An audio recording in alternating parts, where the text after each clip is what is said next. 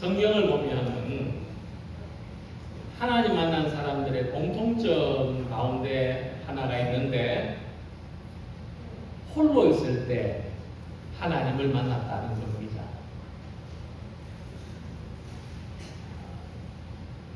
저는 홀로 있을 때 하나님 만나는 경험을 동경하는 편입니다. 그렇게 되기를 소망합니다. 하지만 이 홀로 있다는 것을 인간적으로 생각해 보면 세상에 오직 나 혼자밖에 없다는 외로움이나 고독을 느끼는 고통입니다. 그래서 아브라함과 이삭과 야곱, 모세, 엘리야와 같은 사람들이 홀로 있을 때 하나님을 만났다는 것은 그들의 삶에 인간적으로 외롭고 고독한 순간들이 많았다는 것입니다. 하지만 이들은 세상에서 나그네와 이방인처럼 분리되는 경험 속에서도 그것으로 인하여 좌절하지 않고 하나님을 만나는 것으로 나아갔습니다. 특히 다윗은 시편의 많은 부분에서 하나님을 만난 고백을 하고 있습니다. 다윗의 시편에는 영혼이 고독한 사람이 하나님을 찾고 하나님을 만나는 이 개인적인 고백이 많이 담겨 있습니다. 시편 23편 4절을 보면 다윗은 내가 사망의 음침한 골짜기로 다닐지라도 해를 두려워하지 않을 것은 주께서 나와 함께 하심이라 주의 지팡이와 막대기가 나를 안위하시나이다라고 고백했습니다. 이때 다윗이 주께서 나와 함께 하신다는 고백을 가지기 전에 내가 사망의 음침한 골짜기를 걷고 있다는 탄식을 한 것을 먼저 생각하시기 바랍니다. 우리가 홀로 사망의 음침한 골짜기를 걷는 것 같은 시간은 대단히 고통스러운 경험이지만 그 홀로 있는 경험이 하나님을 만나는 가장 큰 축복의 시간으로 변화되는 것을 경험하는 성도들이 되시기 바랍니다. 오늘 함께 읽은 말씀에도 예수님은 홀로 남으셨다고 했습니다. 예수님이 홀로 있는 시간을 가지기 전까지 어떤 일들이 있었는지를 보겠습니다. 마가복음 6장의 내용을 보면 그날 오전과 오후에 예수님은 떡 5개와 물고기 2마리를 가지고 5,000명이 넘는 사람이 배불리 먹는 놀라운 기적을 일으키셨습니다. 그때 그 많은 사람들이 예수님 주변에 모여 있었습니다. 남자만 5,000명이라고 했으니까 거기에 나온 사람들의 수를 다 하면은 10,000명이 넘습니다. 심지어 요한복음 6장 15절 보면 이 사람들이 예수님 곁을 떠나지 않고 예수님에게 자신들의 왕이 되어달라고 간청했습니다. 그러자 예수님은 먼저 제자들을 재촉해서 따로 보내시고 또 남은 사람들을 다 돌려보내셨습니다. 그리고 홀로 남으신 겁니다. 그래서 예수님은 다시 혼자 산으로 가셨습니다. 이 말씀을 보면 이 홀로 남았다고 하는 것은 주변 사람들의 기대나 생각과는 다른 예수님 자신만의 고유한 선택이었다는 것을 알 수가 있습니다. 예수님의 의지였습니다. 자, 그렇다면 왜 예수는 홀로 계시는 선택을 하셨을까? 오늘 말씀을 보면 그 뜻이 46절에 이렇게 기록되어 있습니다. 무리를 작별하신 후에 기도하러 산으로 가시니라. 요즘 사람 사람들이 말하는 왕따가 되면 어쩔 수 없이 홀로 남게 됩니다.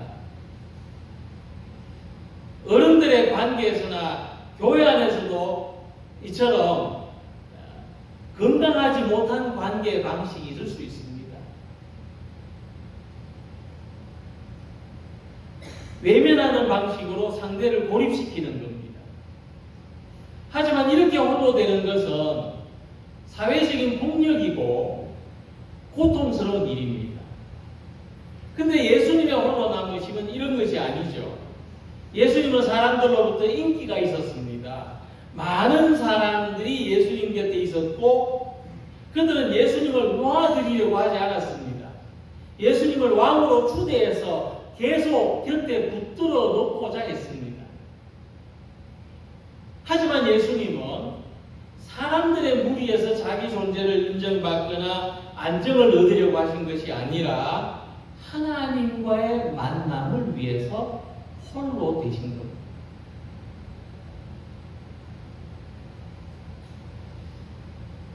예수님은 우리가 하나님을 만나려면 사람들을 피해 다녀야 된다고 가르치시지는 않았습니다. 그래서 우리 기독교 신앙에서 세상에서 우리가 하는 일을 다 버려두고 사람들과 만남이나 관계도 다 끊고 하나님을 만나야 된다고 가르치는 것이 아닙니다. 또 하나님을 만나는 것은 자기로부터도 자기 삶의 현실에서도 도망치는 것이 결코 아닙니다. 하나님을 만나는 것은 오히려 일상 속에서도 군중 가운데서도 홀로 있는 선택을 하는 것입니다. 많은 사람과의 관계 속에서도 바쁜 일상에서도 하나님 생각을 하는 것이 홀로 있는 것입니다. 그래서 하나님을 만나고자 하는 것이 예수님이 홀로 있기를 선택하신 의미라고 하는 것입니다. 그럴 때 우리는 많은 사람과 함께 있으면서도 하나님 앞에 홀로 있을 수가 있습니다. 무엇보다도 예수님이 선택하신 그 홀로 있는 방법은 기도하는 것입니다. 예수님은 사람들을 보내신 후에 갈릴리 호수가 내려다보이는 언덕에 올라가십니다. 원문에 보면 작은 산입니다. 예수님은 당시 사람들에게서 볼 수 없었던 특별한 모습이 있는데 기도하러 산으로 가셨다 하는 것입니다. 그때가 기도하는 시간은 아니었습니다. 유대인들은 하루 3차례 기도하는 시간이 있습니다. 회당에서든지 예루살렘 성전에서든지 자기가 있는 곳에서든지 그 정해진 시간에 기도했습니다. 이것은 그들의 오래된 신앙의 전통입니다. 저는 이런 모습을 회교권 나라에 갔을 때도 보았습니다. 연두리의 값싼 여관에서도 방의 천정에 화살표 모양이 붙여져 있는 것을 항상 볼 수 있었습니다. 이 화살표 모양은 무슬림의 성지인 메카를 가리키는 방향입니다. 그들의 모든 집에는 그 메카를 가리키는 방향에 표시가 되어 있습니다. 그들은 정해진 기도 시간이 되면 항상 그 화살표 방향을 향해서 기도한다는 것을 알 수 있었습니다. 그런데 이 이야기에는 역설적인 의미가 있습니다. 저는 그들이 하루 3번 이상 기도하는 모습을 본 적이 없었기 때문입니다. 사실 하루 3번 기도하는 사람도 잘 본 적이 없었습니다. 공항에도 가면 기도실이 있는데 빼꼼히 들다 보니까 아주 소수의 사람들이 기도하는 것을 볼 수가 있었습니다. 당시 유대인들은 오전 9시, 12시, 오후 3시 이 3번 기도 시간에 기도를 하는데 5분에서 10분 정도 기도합니다. 근데 왜 역설이라고 말씀드리냐 하면 그들의 최대치가 하루 3번 기도하는 거예요. 최대치입니다. 이 3번도 기도하는 사람이 잘 없습니다. 근데 그 외의 시간에 기도하는 사람, 3번 이상 기도하는 사람은 특이한 사람, 이상한 사람으로 보이는 겁니다. 그들은 정해진 이상을 하지 않았습니다. 기도하는 것 외에도 금식, 구제, 11조도 똑같았습니다.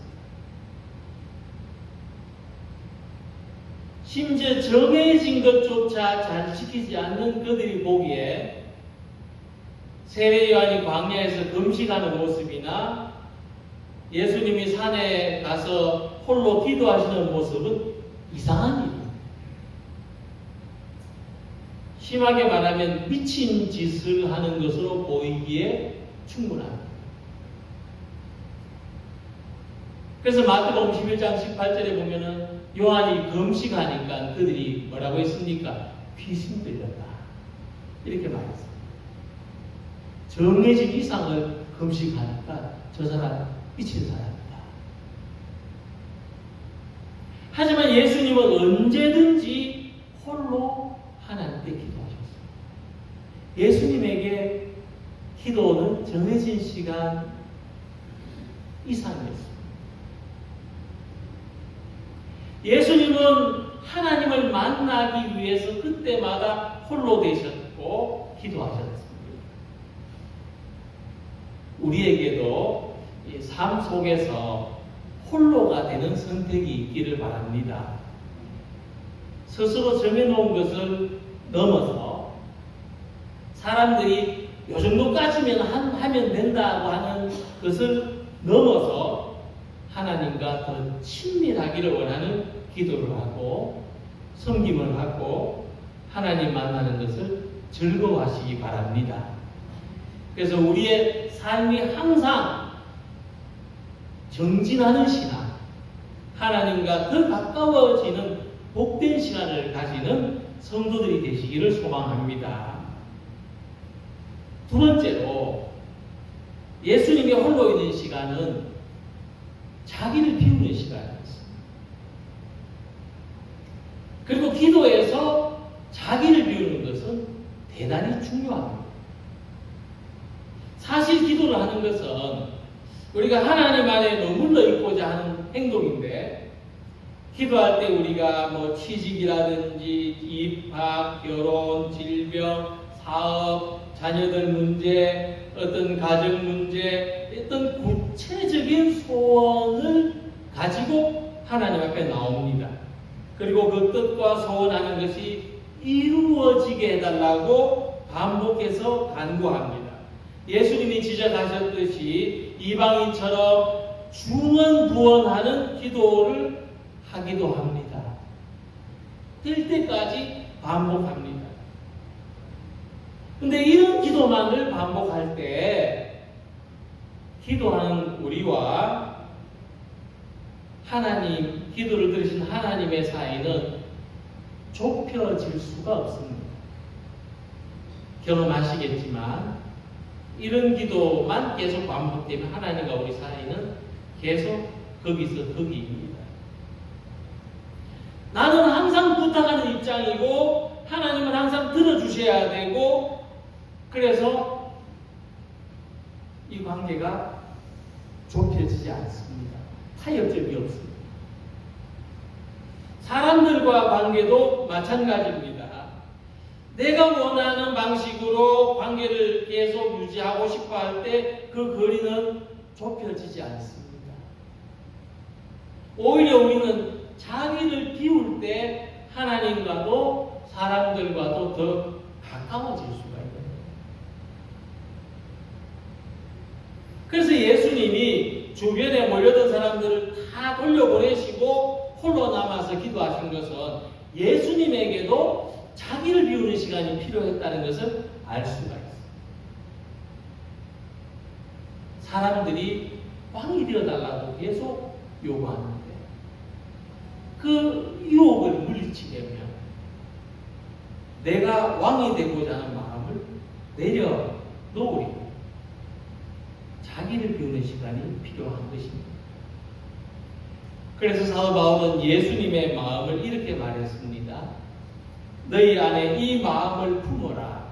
곧 그리스도 예수의 마음이니 그는 근본 하나님의 본체시나 오히려 자기를 비워.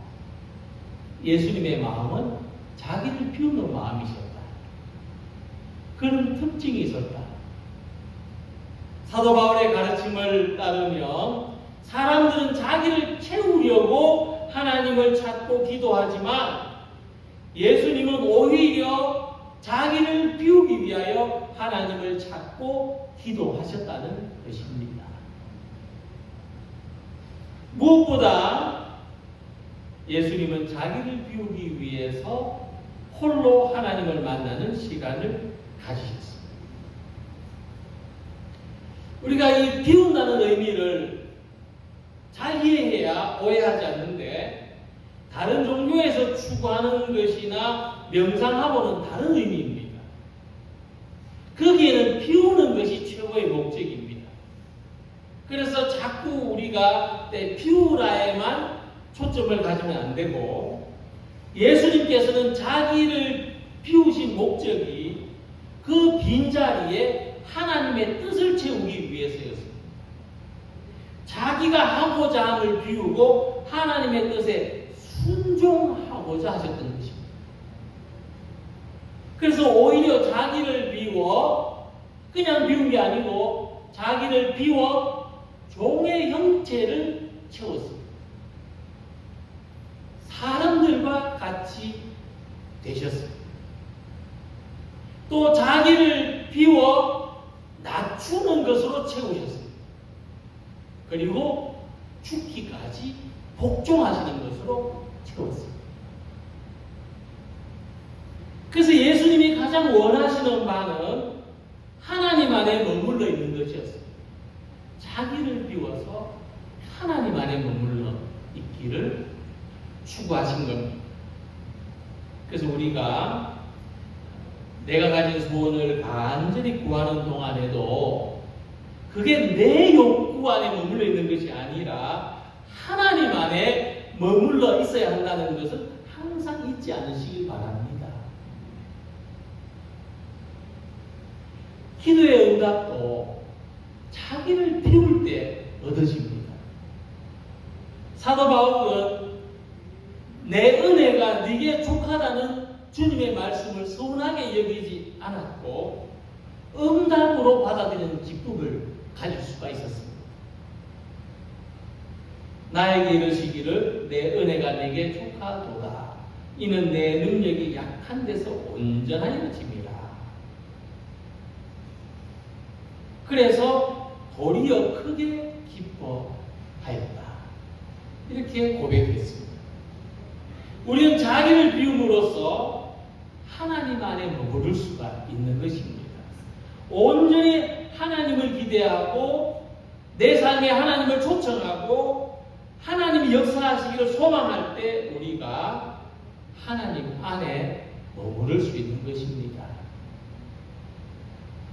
사람들은 왕의 자리를 만들어 놓았습니다. 근사한 자리를 만들어 놓고 이 자리가 예수님 자리입니다. 이 자리가 예수님에게 가장 어울리는 자리입니다 라고 했지만 예수님은 그렇지 않다. 내 자리는 그저 비어있는 자리다. 이렇게 말씀하신 뜻입니다. 그래서 기도는 제가 생각할 때 기도는 세상에서 가장 용기 있는 행위입니다. 무엇보다도 자기를 비우는 가장 담대한 행위가 기도입니다. 우리는 자기를 비우기 위해서, 그리고 그 비워진 거기에 하나님의 뜻이 채워지기 위해서 기도해야 됩니다. 내가 원하는 것을 하나님이 들어주시도록 요구하는 것이 아니라 하나님이 원하시는 것을 내가 받아들일 수 있도록 예수님의 비움을 본받아서 우리도 하나님께 자기를 비우는 기도를 담대히 할 수 있는 성도들이 되시기를 소망합니다. 또한 예수님에게 홀로 있는 시간은 바쁘게 하시던 일을 잠시 멈추고 쉬는 것입니다. 예수님은 마가복음 6장 31절에서 너희는 따로 한적한 곳에 가서 잠깐 쉬어라 하고 제자들에게 말씀하셨는데, 이것은 제자들이 음식 먹을 겨를도 없었기 때문이라고 했습니다. 또 누가복음 5장 16절에 예수는 물러가사 한적한 곳에서 기도하시니라는 말씀이 있습니다. 그러니까 예수님은 때로 계시던 자리를 떠나서 쉼을 선택하셨습니다. 그러니까 예수님의 쉼은 기도하는 시간을 가지기 위해서였다는 이 말씀에서 우리에게 쉼을 주는 것은 어떤 특별한 장소가 주는 것이 아니라 하나님이 안식을 주시는 것이다 라고 알 수가 있습니다. 그래서 하나님의 평안이 우리 안에 머물 때 우리는 어디에서든지 쉼을 가질 수가 있습니다. 오늘 이 예배 시간에 하나님의 평안이 우리 성도님들 안에 머물러서 이 예배 시간이 우리 성도님들에게 쉼이 되시길 바랍니다. 또 오늘 힘들게 예배하러 나왔다가 아니고 지친 내 영혼이 하나님 안에서 쉼을 얻기 위해 찾아왔다고 생각의 전환, 믿음의 전환이 있으시길 바랍니다. 그래서 진정한 의미에서 쉼은 일상과는 좀 거리를 두고 하나님과 더 가까워지는 것입니다. 우리가 일상에 매몰돼 살면 하나님과 가까워지기를 기대하기가 어렵습니다. 그리고 거기에는 진정한 쉼도 없습니다.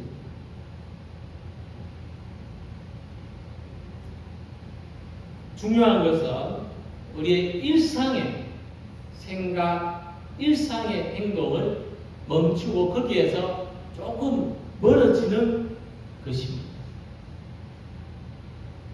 하나님은 우리가 쉬는 동안에도 일하심을 믿기 때문에, 또 우리가 하는 모든 일이 하나님의 일이기 때문에, 이런 고백이 있기 때문에 우리는 멈출 수가 있고 쉬는 안식을 하나님께 맡길 수가 있는 것입니다.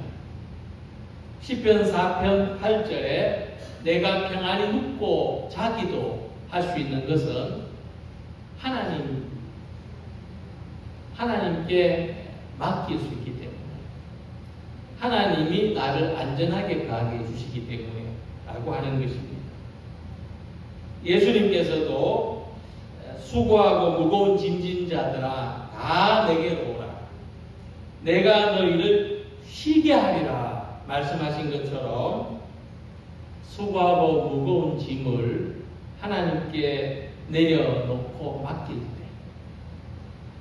내가 할 수 있는 것을 할 때 하나님은 안식을 선물로 주시는 것입니다. 제가 이번 홀로 있는 시간을 통해서 얻은 것은 홀로 있을 때 전부가 된다는 것입니다. 어떤 장소에서 1시간 이상을 가만히 앉아 있었는데 책상에 앉아 있을 때 외에 그런 경험은 굉장히 드문 경험입니다. 그냥 어떤 한 장소에 1시간 이상 가만히 앉아 있었는데 자유로운 마음이 생겼습니다. 계획이 있죠. 어디 가야 되는 계획, 어떤 경험해 봐야 되는 계획들이 있었는데 거기에서 자유로워졌어요. 그냥 오늘 집에 가도 되겠다 이런 마음이 생겼어요. 우리가 한 사람과 만나면 한 사람한테 매이고 또 두 사람하고 만나면 두 사람한테 매였는데 홀로 있어 보니까 그 누구한테도 매이지 않았어요. 근데 그게 매이지 않는 것이 아니라 오히려 모든 사람에게 열린 마음을 가질 수 있었어요. 예수님이 홀로 계신 것은 그런 의미가 아니었을까 생각이 듭니다. 그러니까 예수님을 왕으로 모시려던 사람들하고 같이 계셨다면 예수님은 그 사람들의 왕이 되셨을 겁니다. 근데 예수님은 홀로 계심으로써 그 사람들의 왕이 되기를 거절하신 대신 우리 모두의 왕이 되실 수 있었습니다. 소수의 사람을 품는 대신 전체를 품는 마음을 가질 수가 있었던 것이죠. 사람에게 매이지 않고 하나님께만 매일 수 있는 길은 기도에 있구나, 비움에 있구나, 맡김에 있구나 하는 것을 제가 얻은 교훈으로 함께 나누고 싶습니다. 요한복음에서 예수님은 우리 밖에도 양이 있다고 말씀하셨습니다. 또 이 우리에 들지 아니한 다른 양들이 내게 있다. 어떤 말씀이냐면 하나님은 우리 안에도 계시지만 우리 밖에도 계십니다. 하나님은 내 안에도 계시지만 내 밖에도 계십니다. 그것을 인정하고 받아들이는 마음이 되시길 바랍니다. 그래서 결국은 우리가 어디 있든지, 내가 내 안에 있든지, 내가 내 밖에 있든지, 내가 내 정신으로 있든지, 내가 정신을 잃고 있든지, 그 모든 곳이 하나님이 계신 곳이고 하나님을 만나는 자리입니다. 자기 삶에 하나님의 자리를 만드시기 바랍니다. 그것이 홀로 있는 것입니다. 하나님과 더 가까워지시길 바랍니다. 그것이 자기를 비우는 것입니다. 하나님이 주시는 안식을 가지시기 바랍니다. 그것이 나의 삶과 환경을 하나님께 맡기는 것입니다.